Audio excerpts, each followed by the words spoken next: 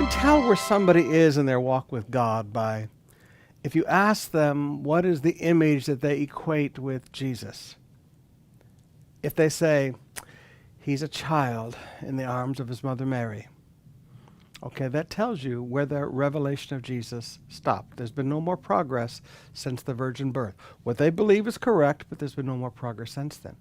Some will say Jesus on the cross. Well, that's good and that's great and that's true, but their revelation of Jesus stopped at his suffering and his death. We need to understand that Jesus was born a child, but he didn't remain a child. He died on a cross, but he didn't stay on the cross.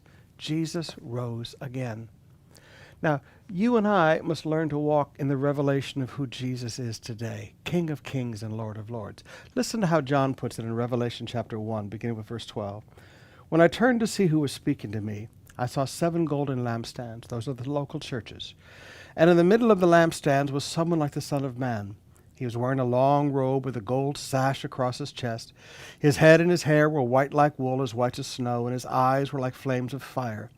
His feet were like polished bronze refined in the furnace, and his voice thundered like the mighty ocean waves. He held 7 stars in his right hand, and a sharp 2-edged sword came from his mouth. And his face was like the sun in all its brilliance.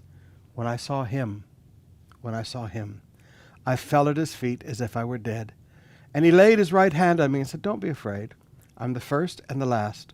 I'm the living one. I died, but look, I am alive forever, and I hold the keys of death and the grave.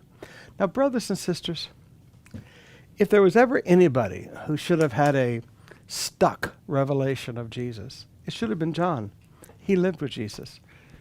He saw Jesus walk on the water. He saw the miracles of Jesus. He ate with Jesus. He prayed with Jesus. He had incredible memories. But now, 30 years, really more like 60 years after the death and resurrection of Jesus, here in the late 90s or mid-90 A.D., down near the end of the 1st century, he's on the island of Patmos all by himself, and Jesus appears to him. I wonder how he felt. I've often sat in my office or sat in my prayer place. And how did he feel? It's been a long time since he heard that voice. He knew that voice. How he felt as he sat there all alone in that cave, overlooking the 7 churches of Asia, because that's where he was.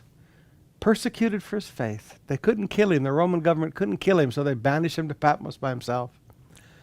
As he sat there all by himself, Jesus began to speak to him. And he accepted the revelation of Jesus saying, John, this is who I am today. I'm no longer the carpenter. I'm no longer the guy who walks on the water. I'm no longer the guy that they can hang on a cross and kill. I was dead, but now I'm alive forevermore. And John, I'm walking among the churches today. I walk among the 7 golden lampstands. I'm here with you.